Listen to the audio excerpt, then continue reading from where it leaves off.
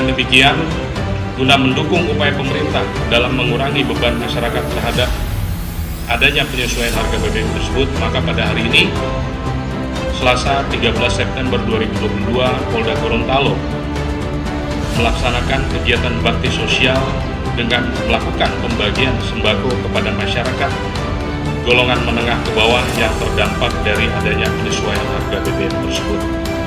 Kegiatan ini juga mendapat dukungan dari seluruh Forkopimda, dari Gubernur, dari Ketua DPRD, dari Danrem, dari Kabinda, dan segenap pimpinan Forkopimda Provinsi Gorontalo, sehingga bisa terlaksana dengan baik dan lancar. Dengan mengucapkan Bismillahirrahmanirrahim, pada pagi hari ini secara resmi saya melepas.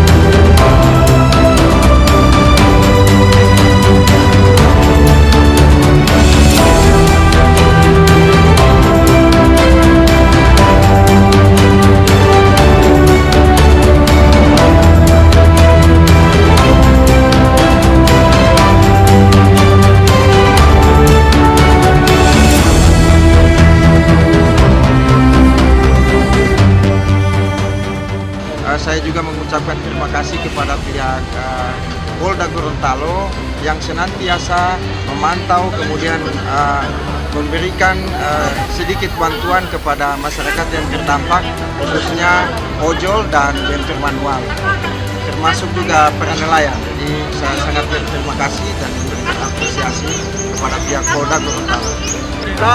Kami dari pengemudi bentor, baik itu bentor online maupun bentor konvensional, sangat berterima kasih kepada pihak Polda yang telah memberikan bantuan kepada kami, karena memang akhir-akhir ini ya kenaikan BBM itu sangat berpengaruh untuk kita sebagai pengemudi bentor.